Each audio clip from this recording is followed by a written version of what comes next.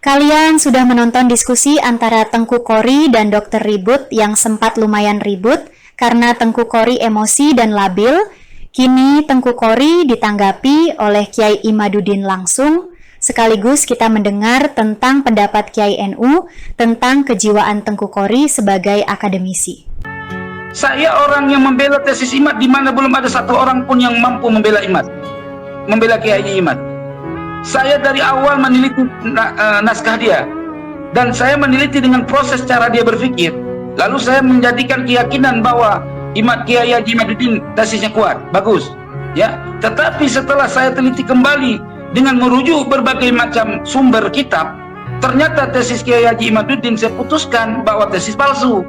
Sebenarnya Dr. Ribut, Dr. Kiai Ubed, ini Nasabalawi sudah tidak layak masuk dalam kajian historis, sudah tidak layak masuk dalam kajian filologis, sudah tidak layak masuk dalam kajian ilmu nasab.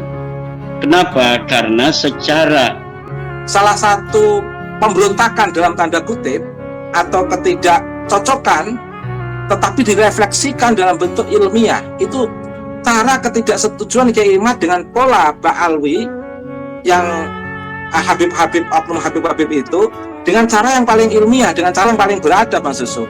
Ya dari mana? Lu belajar di kandang kebo. Celengan Semar. Bantah dong tesisnya. Oke lah, lu nggak nganggap ilmiah, tapi nggak gini juga cara bantahnya, konyol. Ini kitab ini cuma satu. Udah gitu diragukan lagi keasliannya. Hah? Bacot ngalahi buncit. Ini omongan benar-benar bohong.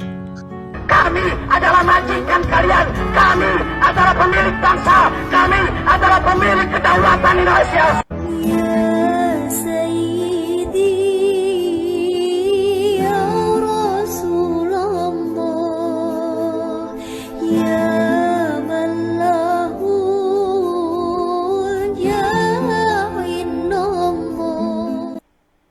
Assalamualaikum sahabat muslim yang budiman. Video jawaban Kiai Imaduddin terhadap Tengku Kori bagus kita simak agar kita tahu siapakah yang dapat dipercaya.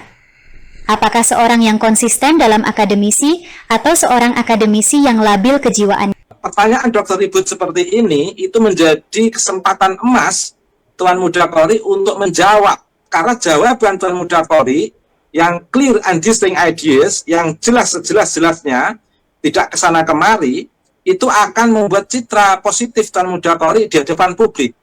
Karena posisi Dr. Ribut itu kan seperti saya, Mas Yusuf, sebagai akademisi yang mencintai ilmu pengetahuan. Memang secara psikologis organisasi kita memiliki kedekatan. Dr. Ribut, saya dengan Kiai Imad itu memiliki kedekatan organisasi KNO-an, Mas Yusuf. Tapi dalam konteks keilmuan nggak bisa diganggu-gugat. Dr. Ribut, saya itu posisinya sebagai akademisi, bukan merepresentasikan sebagai Kiai Imad. Hal yang sama, posisi saya dan Dr. Ribut itu juga sebagai akademisi, bukan merepresentasikan sebagai Tuan Muda Kori. Nah, karena sebagai akademisi, kalau kita dialog dengan siapapun yang punya penemuan dalam konteks ini Tuan Muda Kori misalnya, yang dia sebut sebagai antitesis, kita itu ingin memverifikasi kerangka teori dan metodologinya, Mas Yusuf.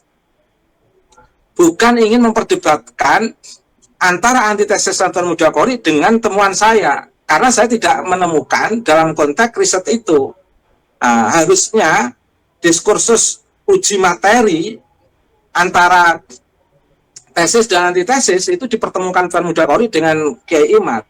Dalam konteks bertemu dengan Dr. Ribut atau dengan saya, itu mesti terkait dengan sejauh mana hasil verifikasi podcast saya dengan Tuan Muda Kori atau hasil verifikasi podcast Dr. Ribut dengan Tuan Muda Kori.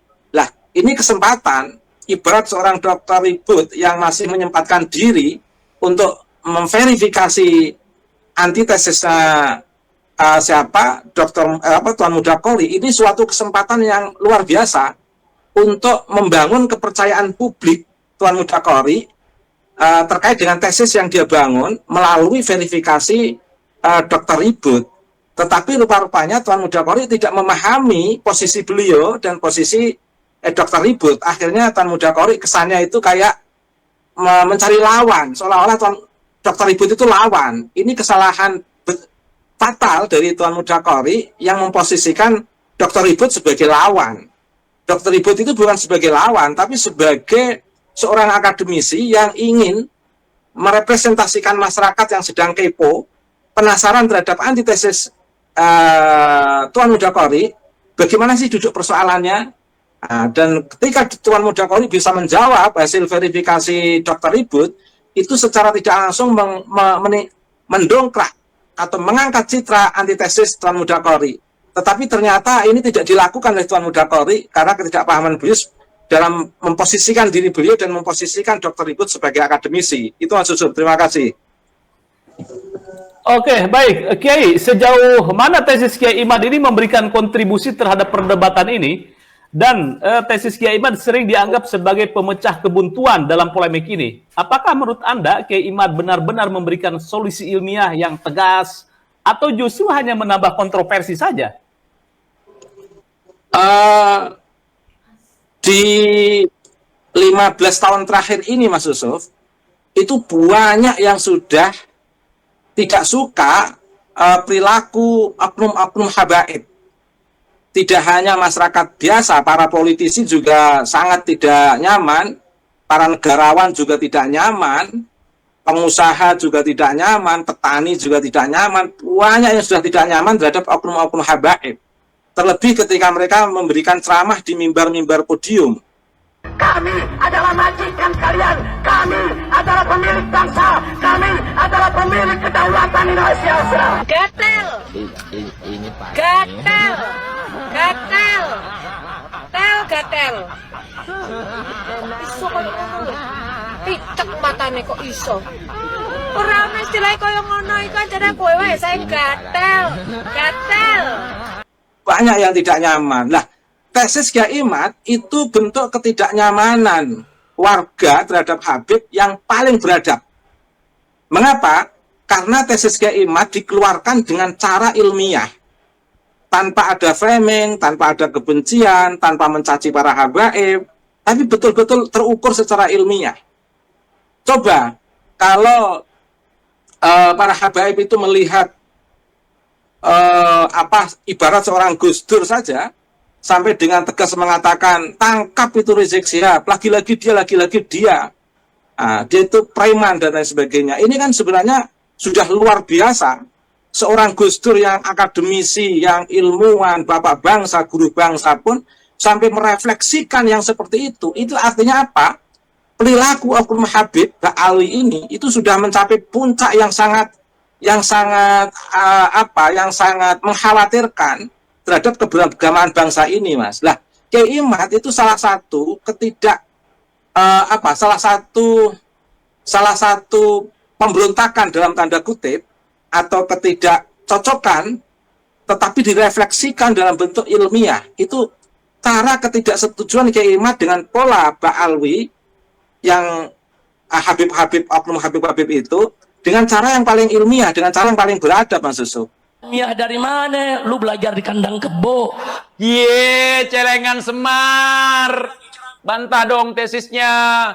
Oke lah, lu nggak nganggap ilmiah. Tapi nggak gini juga cara bantahnya. Konyol. Ini kitab ini cuma satu. Udah gitu diragukan lagi keasliannya. Hah? Bacot ngalahi buncit. Ini omongan benar-benar bohong. Udah gitu ngakunya ilmiah. Jidat lo ilmiah. Ayo rame-rame. Lah, cuman memang yang menjadi problem ketika belum ada Kiai Imad, beberapa muhibbin atau habib ini memang masih nampak sikap arogan, hegemonik, jumal dan sebagainya. Saya ingin bertanya, ketika antum azan asyhadu anna Muhammad Rasulullah, Muhammad jaddak atau jaddi, Muhammad Rasulullah kakek ente atau kakek anak. Tetapi setelah ada tesis Kiai Imad itu meredakan arogansi para habaib, sehingga para habib ini lebih baik sekarang ini, Mas, di tengah masyarakat, dan itu dirasakan masyarakat bawah. Pola-pola dawir itu sudah tidak seperti dulu, Mas Yusuf. Dan selain itu, masyarakat yang kontra terhadap habaib karena melihat pola tingkah yang saya gambarkan tadi, itu juga semakin puas terhadap tesis Kiai Imad. Jadi sama-sama dikolengdunkan oleh tesis Kiai Imad. Habaib merasa sudah mulai tidak menyebut nama-nama kebun binatang, ibarat seorang tokoh dari oknum mereka itu dulu suka menyebut nama-nama hewan, sekarang sudah santun. Ceramah-ceramah di orang-orang FPI juga sudah semakin santun. Memang sejak awal dulu sampai saat ini mereka tidak punya lembaga nasab dulu. Nah, kenapa mereka tidak punya lembaga nasab? Karena nasab Wali Songo itu digagak di Kesultanan, ya ikhwan. Dan masyarakat juga semakin puas dengan adanya tesis, sehingga meminimalisir konflik horizontal antara kubu para habaib dan muhibbin ini dengan masyarakat pribumi, sehingga tesis Kiai Imad ini sangat membantu untuk membangun moderasi beragama, Mas. Tapi sebelum ada tesis Kiai Imad, moderasi beragama itu seperti benar-benar terancam, Mas Yusuf. Terima kasih. Nah, itulah ungkapan Kiai pribumi kita, semua yang dikatakan 100% benar, karena orang terdahulu yang coba-coba berani menentang habaib sebelum tesis Kiai Imaduddin viral, maka orang tersebut akan dipersekusi oleh gerombolan Front Pembela Islam.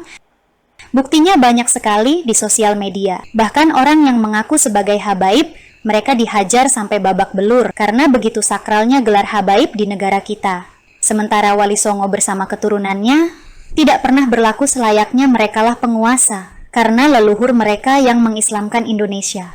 Sementara orang yang dari Yaman, keturunan Arab bukan, apalagi keturunan Nabi Muhammad SAW, sangat jauh daripada kebenaran.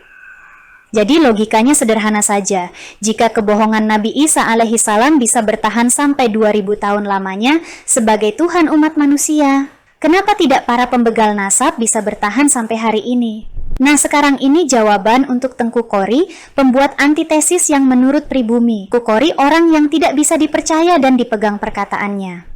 Tadi pemaparan dari Dr. Kiai Ubedillah dan Dr. Ribut, dan terakhir itu Dr. Ribut mengatakan kalau tersambung ya tersambung, kalau putus ya putus. Sebenarnya kan itu sudah qat'i, putusnya itu sudah qat'i dengan adanya tes DNA yang sudah dapat kita akses bersama, baik melalui kajian dari Dr. Sugeng Sugiarto maupun dari jurnal-jurnal ilmiah yang ada di dunia maya yang bisa kita akses melalui portal-portal ilmiah yang kita bisa saksikan, kita bisa baca dari hasil karya Closop, Michael Hammer dan lain sebagainya, bahwa keturunan Nabi Muhammad SAW itu sudah dikaji dan disimpulkan harus berhaplogrup C1, sementara Balawi ini G. Artinya mereka bukan sebagai keturunan baginda Nabi, mereka juga bukan keturunan Nabi Ibrahim. Nah, itu sebenarnya dari situlah kita harus pertama kali mengkaji dari nasab Balawi sebenarnya. Sebenarnya Dr. Ribut, Dr. Kiai Ubed, ini nasab Balawi sudah tidak layak masuk dalam kajian historis, sudah tidak layak masuk dalam kajian filologis, sudah tidak layak masuk dalam kajian ilmu nasab. Kenapa? Karena secara genetika mereka sudah qat'iyyud dilalah, bukan sebagai orang Arab, bukan sebagai keturunan Bani Hashim, bukan keturunan Ibrahim. Bagaimana mereka itu bisa menjadi keturunan Nabi Muhammad, sedangkan keturunan Bani Hashim aja bukan, keturunan Nabi Ibrahim saja bukan. Tetapi diskursus ini harus terus menjadi perhatian publik. Maka pengamat-pengamat yang ahli dalam bidang metodologi seperti Dr. Kiai Ubed, Dr. Ribut, ini penting untuk terus mencerahkan kepada publik bahwa dengan terus kita suarakan, terus kita bahas, maka akan semakin banyak masyarakat yang tercerahkan, termasuk adanya fenomena Tengku Qori balik badan. Itu merupakan sebuah qudratullah bahwa isu nasab ini akan terus menarik untuk dikaji. Kemarin kita lihat betapa menariknya diskusi antara seorang ilmuwan Nahdlatul Ulama dari Pulau Sumatera dengan juga seorang pengkaji pembela Nasabalawi yang berasal juga dari Pulau Sumatera. Jadi semalam itu adalah dua ilmuwan dari Pulau Sumatera, yang satu dari Jawa Barat, itu sibuk main HP kata para komentator itu, sehingga dua singa dari Sumatera ini bertarung seperti dibiarkan saja gitu semalam itu. Ini banyak komentar-komentar seperti itu. Nah, apa yang bisa saya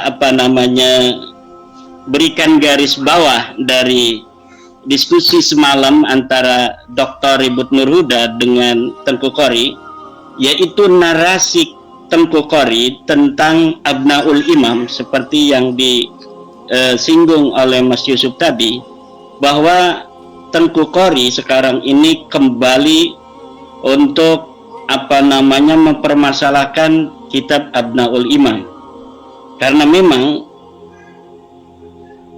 jika kajiannya adalah kajian historis, kajian adalah kajian naskah, maka Ba'lawi ini tidak mungkin lagi bisa ditolong kecuali hanya dengan narasi-narasi falasi, dengan adanya manipulasi data dan sebagainya. Nah, kitab Abnaul Imam ini termasuk dalam kategori beberapa manipulasi data yang telah dilakukan Ba'lawi.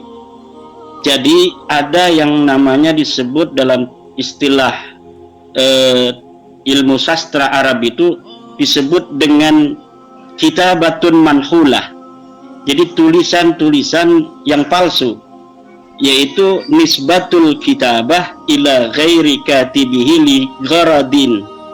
Jadi adanya sebuah tulisan yang dinisbatkan kepada bukan penulisnya li gharadin, untuk suatu tujuan. Nah, selain kitab Abnaul Imam, itu sudah ada beberapa kitab yang dipalsukan oleh penulis-penulis Ba'lawi, seperti kitab Ar-Raudul Jali yang dinisbatkan kepada Murtada Az-Zabidi, seorang ulama besar. Ya, pada tahun 1205 Hijriah beliau wafat. Kemudian Hasan Muhammad Qasim dari Mesir diminta oleh seorang Ba'lawi yang ada di Mesir untuk menciptakan sebuah kitab palsu yang di situ menyebut nama Ubaidillah atau Abdullah. Kemudian ditulislah kitab Ar-Raudul Jali itu, kemudian disubstitusikan sebagai karya daripada Imam Murtada Az-Zabidi, dan itu sudah diteliti oleh pakar filolog dari Yaman, yaitu Abu Bakar Badib, yang merupakan pembela Ba'lawi juga. Tetapi ketika Abu Bakar Badib ini memberikan kata sambutan di dalam tahqiqnya dalam kitab Ar-Raudul Jali itu, beliau jujur mengatakan bahwa kitab ini sangat sulit untuk dinisbatkan kepada Murtada Az-Zabidi. Kenapa Badib mengatakan sangat sulit? Karena dia pendukung Ba'lawi. Kalau Imaduddin Usman mengatakan bahwa jelas-jelas kitab ini adalah kitab palsu yang dikarang oleh Hasan Muhammad Qasim 50 tahun yang lalu dari hari ini, kemudian diasosiasikan, disubstitusikan sebagai karya dari Murtada Az-Zabidi. Yang kedua adalah kitab Tarikh Sambal Hadramaut. Kitab Tarikh Sambal atau Tarikh Hadramaut yang dikarang katanya oleh seorang sosok yang bernama Sambal, Syekh Sambal, yang katanya dia hidup di abad ke-10 Hijriah.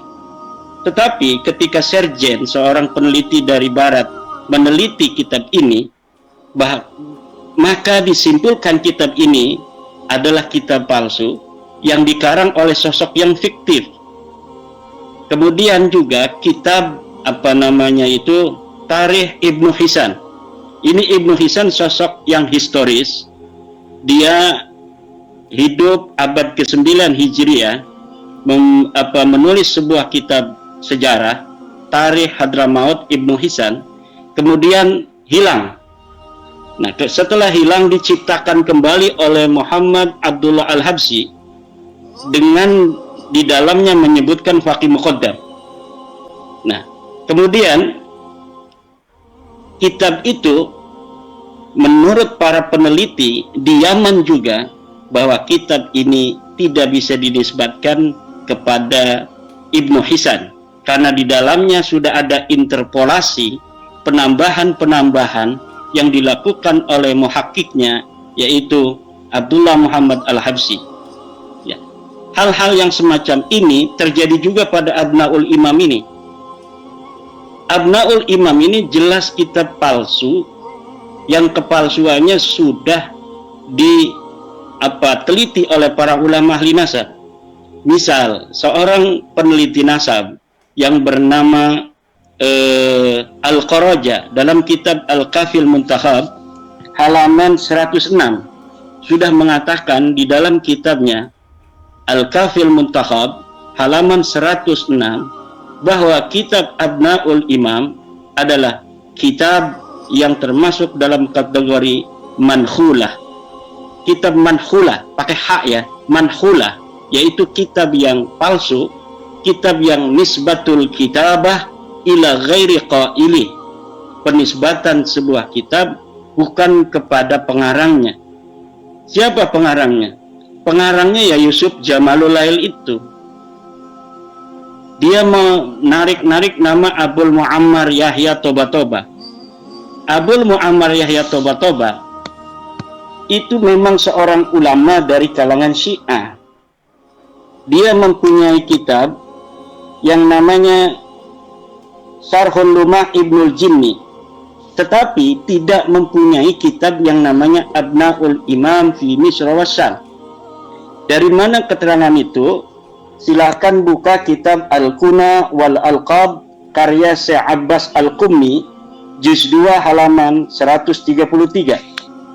Kemudian buka juga kitab Mu'jamul Mu'allifin Umar Ridha Kahalah juz 13 halaman 226.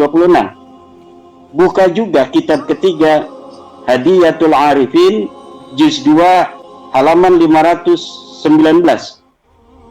Keempat, buka juga kitab Al-A'lam juz 8 halaman 164. Di dalam kitab-kitab yang saya sebutkan tadi, biografi dari seorang Abul Muammar Yahya itu lengkap. Dia punya kitab apa, dia hidup kapan, kemudian punyakah dia kitab yang bernama Abnaul Imam? Tidak ada. Tidak ada berita seorang Abul Muammar Yahya bin Toba-Toba mempunyai kitab yang bernama Kitab Abnaul Imam fi Misr wa Syam.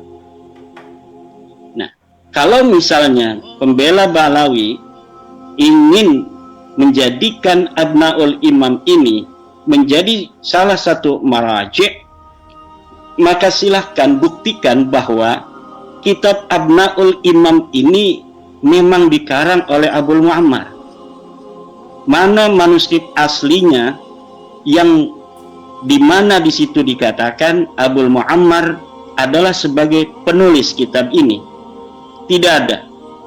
Di dalam versi cetak kitab Abnaul Imam memang itu diberikan beberapa lembar contoh-contoh bahwa manuskripnya ada dipegang oleh pentahkik, dan ini contoh-contoh manuskripnya diberikan 2 lembar atau 3 lembar. Tetapi saya melihat cara menulisnya itu cara menulis yang baru, walaupun dia legok-legokan seperti gaya khat-khat dari masa lalu. Kenapa? Karena memang praktik-praktik manipulatif dari kaum Ba'alawi ini, algoritmanya ini saya sudah tahu. Dari versi pentahkikan, dari bagaimana kitab-kitab manuskrip yang tidak dicetak, kemudian dijadikan maraji dalam perdebatan, hanya nama, ada yang seperti itu. Ada juga manuskrip yang diberikan kepada halayak, seperti manuskrip Al-Jawharus Safaf karya Al-Khatib. Nah, tetapi sebelumnya mereka itu harus memalsukan sebuah kitab masa lalu, seorang ulama terkenal, Qiladatun Nahar misalnya. Kemudian Qiladatun Nahar ini banyak mengutip kitab Al-Jawharus Safaf ini. Seakan-akan kitab Al-Jawharus Safaf karya Al-Khatib betul-betul pernah ada di masa lalu. Nah, jadi praktik-praktik manipulatif semacam itu, algoritmanya sudah nyata, terang benderang. Bahkan seorang Ba'dzib yang hari ini masih hidup, kalau misalnya Ba'alawi itu betul-betul mau membuktikan kebenaran nasabnya berdasarkan kebenaran, maka seorang Ba'dzib yang sering datang ke Indonesia itu akan dipakai oleh Rabita Alawiyah untuk melawan saya. Dan saya yakin Ba'dzib tidak mau. Karena Ba'dzib lah yang mengatakan Salim bin Jindan ini terkena penyakit melankolia, yang mengarang beberapa kitab-kitab yang diasosiasikan sebagai karangan abad ke-7 Hijriah oleh Ali bin Jadid, kitab Nasab, kitab Hadis, Al-Arba'un, kitab Al-Mawahib gitu. Tetapi ditulis oleh Salim bin Jindan. Kemudian diasosiasikan ulama masa lalu, tetapi kitab-kitab ini belum dicetak. Tetapi Rumel Abbas telah memberikan beberapa fotonya ketika di Rabita Alawiyah itu. Jadi sangat ketinggalan zaman apabila pembela Ba'alawi semacam Tengku itu kembali menjadikan kitab Abnaul Imam ini sebagai sebuah dalil hujjah ketersambungan nasab Ba'alawi. Karena jelas kitab ini kitab manhulah. Lihat di dalam kitab Al-Kafil Muntakhab, Al-Qaraja telah mengatakan kitab Abnaul Imam ini manhulah, kitab palsu yang diasosiasikan kepada ulama masa lalu, yang dikarang di hari ini oleh Yusuf Jamalul Lail. Yusuf Jamalul Lail ini di Riyadh adanya. Dia baru meninggal 3 tahun yang lalu pada bulan Ramadan. Jadi Ramadan ini sudah 3 tahun. 1443 Hijriah dia meninggal. Hari ini 1446 Hijriah. Jadi ini sudah 3 tahun. Di manakah manuskrip Abnaul Imam setelah seorang Yusuf Jamalul Lail itu wafat? Tidak akan pernah ada yang bisa untuk menunjukkannya. Kenapa? Karena memang manuskrip itu tidak pernah ada. Itu tentang Abnaul Imam. Kemarin juga Tengku itu berusaha membongkar kekokohan Syajarah Al-Mubarakah dengan narasi falasi bahwa di dalam kitab Syajarah Mubarakah, Syekh atau Imam Fakhruddin Ar-Razi mengatakan dia memberikan kitab ini mengijazahkan kepada Syaraf Shah. Kata Tengku, Syaraf Shah ini adalah orang yang hidup di abad ke-8. Bagaimana seorang yang hidup di abad ke-8 diberikan ijazah oleh seorang yang hidup di abad ke-6, 579 Hijriah, dikarang itu Syajarah Mubarakah, dan wafat 604 Hijriah. Nah, ini adalah narasi falasi yang coba untuk mempengaruhi publik untuk meruntuhkan kekokohan Syajarah Al-Mubarakah, bahwa seakan-akan Syajarah Mubarakah ini adalah kitab abad ke-8 atau ke-9. Seperti Rumel Abbas juga mengatakan bahwa kitab Syajarah Mubarakah ini adalah kitab karya Ibnu Inabah.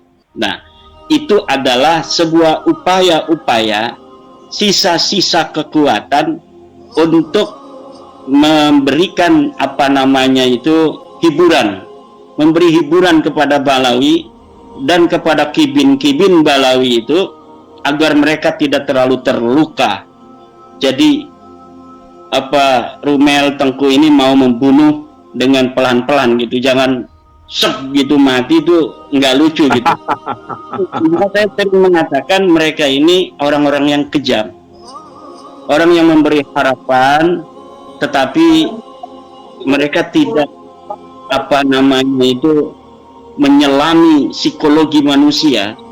Ketika seorang istri diiming-imingi akan diberikan kalung gitu, kemudian ketika menagih diomong lagi, insya Allah sebentar lagi abang ini bisnisnya mau meledak, sebentar lagi pada suka ini akan dapat hadiah 500 juta, nanti kita akan belikan.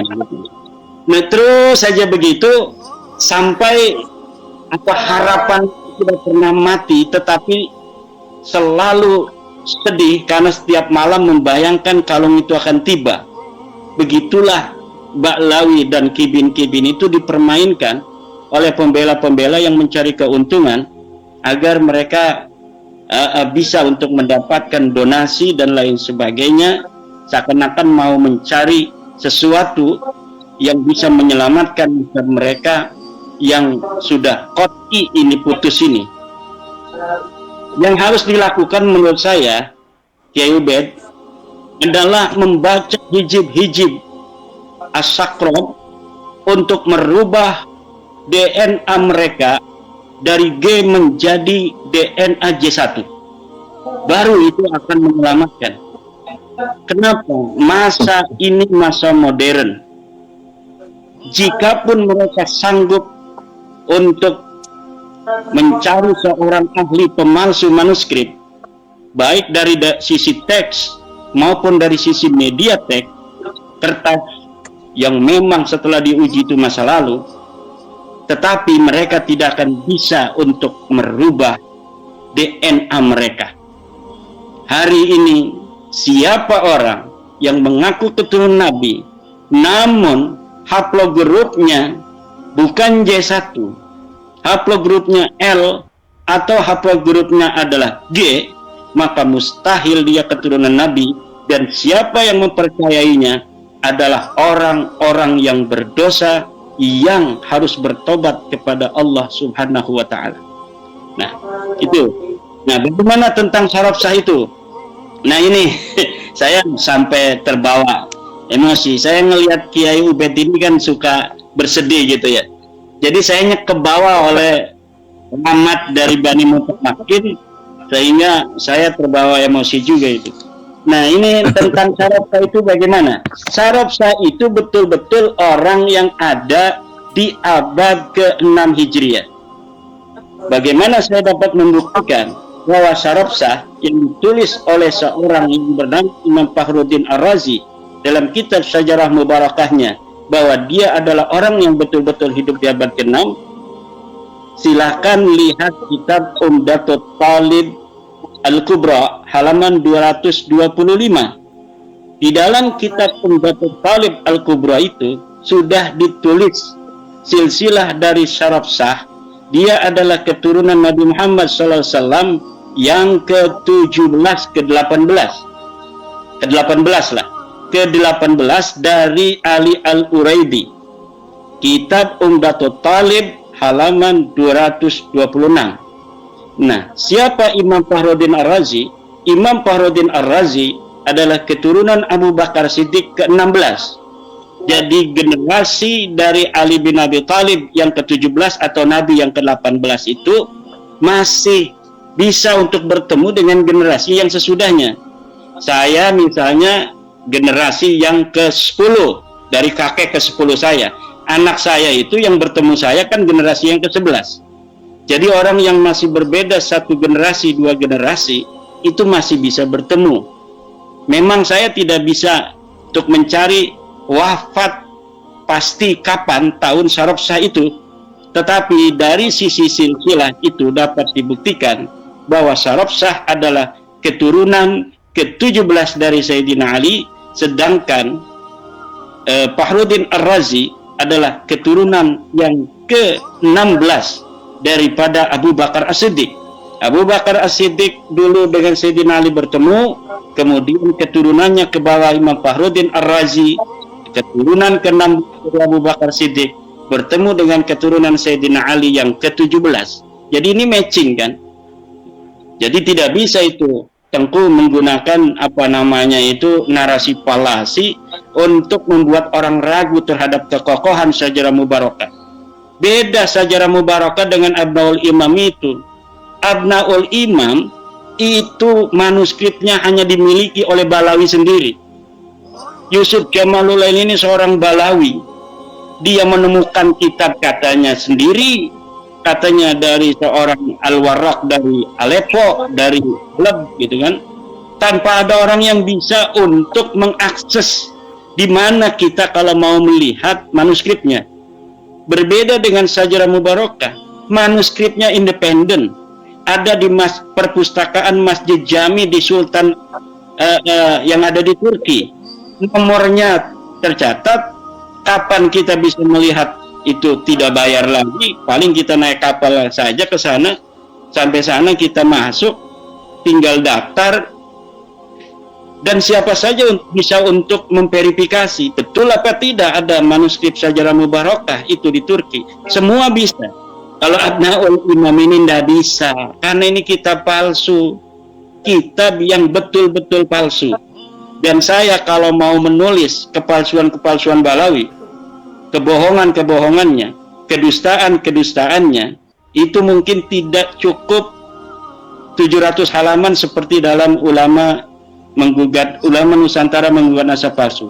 Kita membutuhkan 2000 halaman untuk memberitahu kepada masyarakat tentang bagaimana algoritma kepalsuan yang dibikin oleh Balawi dalam naskah-naskah mereka. Jadi betul-betul kalau misalnya kita ini mau berpikir sedikit saja, mau membaca saja, kemudian memverifikasinya, baca misalnya kitab saya atau buku saya, kemudian memverifikasi sendiri, ini omongan-omongan Kiai Imad ini betul enggak? Seperti yang tadi saya sebutkan itu, Umdatul Talib halaman 226, di situ ada nasab Syarabsah, kemudian bisa untuk diteliti oleh kiai-kiai. Abul Muammar tidak mempunyai kitab Abnaul Imam, bisa diteliti, silahkan buka dalam kitab Al-Kuna wal Alqab, kemudian dalam kitab Mu'jamul Mu'allifin, Hadiyatul Arifin, dalam kitab Al-A'lam Az-Zarkali dan lain sebagainya, bahwa Abul Muammar Toba ini betul-betul tidak mempunyai kitab Abnaul Imam fi Misra wa Syam. Ini kitab palsu, nggak ada sama sekali, dia diambil dari ruang hampa. Nama-nama ulama seperti Ibnu Sodaqo Al-Halabi, Al-Warraq, kemudian As-Saparayini, Al-Maqdisi, semuanya hanya diambil namanya tanpa ada ikut campur dengan urusan pemalsuan manuskrip itu. Nah, jika ingin membantah, maka pembela nasab Balawi harus menghadirkan manuskrip di mana Abnaul Imam itu dicetak. Jadi dia harus mengambil manuskripnya. Ini manuskripnya sesuai dengan versi cetaknya. Kalau tidak seperti itu, maka narasi dari Al-Qarajah, seorang ahli nasab yang telah mengarang kitab Al-Kafil Mutakhab, bahwa itu kitab manhulah, kitab palsu, betul. Bahwa Imaduddin Usman yang mengatakan Abnaul Imam adalah kitab kreasi manipulatif dari Balawi, betul. Sebelum ada yang mengatakan sebaliknya. Ya, demikian. Dan sebenarnya banyak sekali bagaimana kita bisa membuktikan Syajarah Mubarakah adalah kitab yang ada di abad ke-6 Hijriah, dan bahwa pengarangnya adalah seorang yang bernama Imam Fakhruddin Ar-Razi, seorang ahli sunnah wal jamaah dari madhab Syafi'i dan akidah ahli sunnah wal jamaah. Mungkin ini perlu dielaborasi oleh Kiai Dr. Ubed ini. Sementara Demikian dari saya, Mas Yusuf. Dr. Ribut, terima kasih. Kemarin luar biasa ini, Dr. Ribut, untuk mengimbangi narasi palasi dari seorang Tengku Qori. Terima kasih. Iya, ini menarik tadi malam Dr. Ribut dengan Tengku Qori. Tetapi ini yang menarik tadi malam bahwa ada 102 kitab untuk merungkadkan tesisnya Kiai Imad. Ini bagaimana Kiai Imad? Dan juga Kiai Imad harus mempertanggungjawabkan mana ini manuskrip aslinya ini. Manuskrip aslinya Abnaul Imam itu Kiai Imad harus menghadirkan. Lah, nggak bisa dan saya menghadirkan. Dia yang mencetak dari ruang hampa, dia yang harus menghadirkan. Kita ini membaca orang yang hidup di tahun 2021 kan, itu Yusuf Jamulail itu hidupnya 2021, meninggal baru dia itu. Kemudian mengaku menemukan kitab namanya Abnaul Imam dari ruang hampa tanpa menghadirkan manuskripnya. Kemudian diasosiasikan ulama yang ada di abad kelima yang namanya Yahya Abul Muammar, Toba 478 Hijriah, yang harus memberikan bukti bahwa dia mencetak itu berdasarkan sebuah manuskrip. Itu dia, bukan saya. Mana itu Yusuf Jamulail? Kalau udah meninggal, kan dia udah meninggal, diberitakan di internet. Mungkin ada anaknya, mungkin ada muridnya. Kan Jamulail di Indonesia juga ada. Silakan itu Jamulail yang ada di Indonesia. Bel itu keluarga Yusuf Jamulail yang ada di Riyadh. Mana manuskrip Abnaul Imam? Kita serahkan, kita tunjukkan kepada Kiai Imad. Kita akan lihat bersama-sama itu manuskripnya. Saya yakin tidak ada manuskripnya, kecuali malam ini dia dengarkan saya ngomong ini, mulai ditulis itu. Kan ada kitabnya tuh sekarang cetakannya. Ditulis versi tulisan tangannya, kemudian dikucak-kucak pakai kopi, seperti beberapa kejadian yang telah terjadi dengan kitab-kitab yang dicetak juga oleh Balawi seperti itu.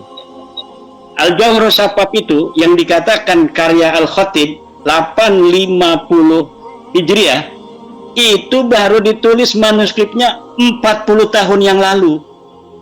Kemudian diasosiasikan punya Al-Khatib yang ada di 850 Hijriah meninggal. Ini juga sama.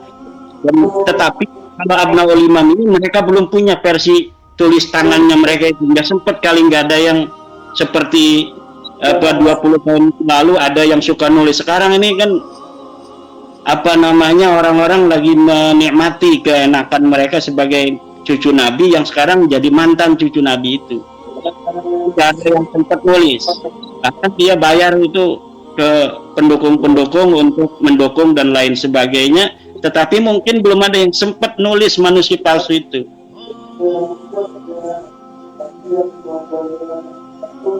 Oke. Nah, mengenai kitab nanti katanya kitabnya Tengku ada 100 berapa?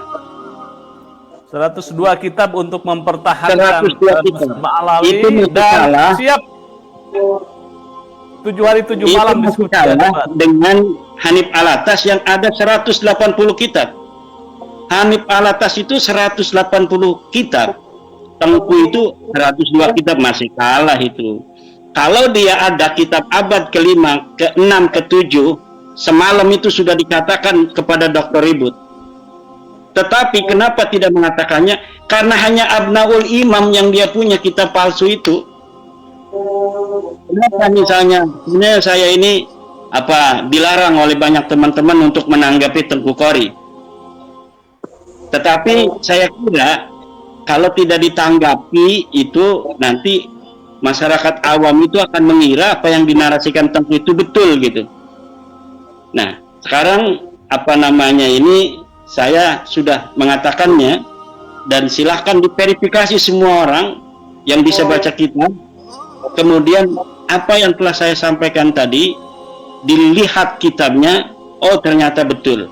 Apa-apa yang telah saya sampaikan bahwa satu Abnaul Imam adalah kitab palsu, bukan hanya saya yang mengatakannya, tapi juga seorang ahli nasab Al-Qaraja dalam kitabnya Al-Kafil Muntakhab halaman 106.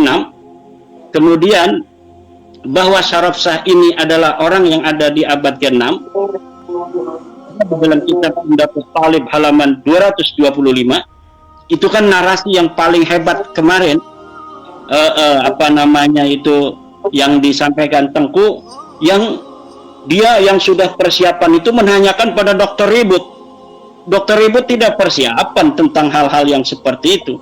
Walaupun seorang dokter yang cerdas, Dr. Ribut, tapi kalau memang tidak pernah membaca hal itu, ya coba mana kamu, nggak bisa.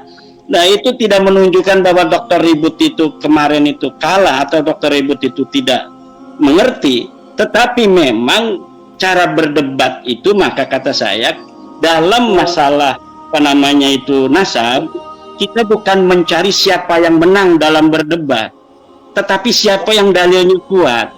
Makanya saya wanti-wanti di dalam masalah nasab, karena ini ya ta'allaku bil masail ad-diniyah, ini bukan ifhamul khasmi. Kita bagaimana cara untuk menundukkan lawan berdebat, tetapi dapat menunjukkan mana dalilnya. Karena apa? Nanti ini akan berkonsekuensi tentang pahala dan dosa, tentang neraka dan surga. Ini jangan berani-berani kita hanya ingin bisa menang dalam sebuah forum debat, kemudian mengabaikan keilmuan itu.